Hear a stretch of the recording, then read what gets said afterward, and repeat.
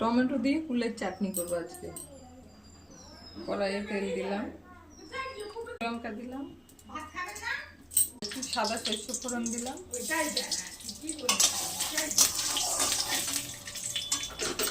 টমেটোগুলো আগে দিয়ে দেবো, কুলটা একটু পরে দেবো, টমেটোটাই আগে দিতে হবে, সিদ্ধ করে দেবো।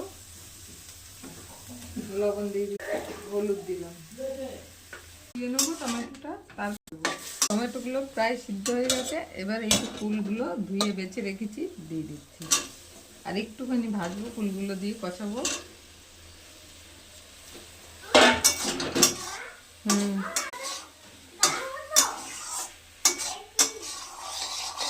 আর একটু কষাতে হবে, ফুলটা দিয়ে কষানো হয়ে গেছে।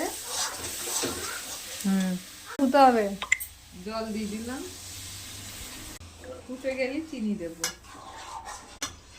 কুলগুলো একটু সিদ্ধ হবে, তারপরে চিনি দেবো। চিনি দিয়ে দিলে কুল সিদ্ধ হবে না, এখন সিদ্ধ হয়ে গেছে, টমেটো সিদ্ধ হয়ে গেছে, এবার চিনি দেবো। চিনিটাই হয়ে যাবে, আর দেবো না।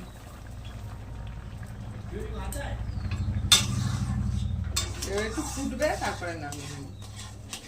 আচ্ছা, কুল আর টমেটোর চাটনি একসাথে করলাম।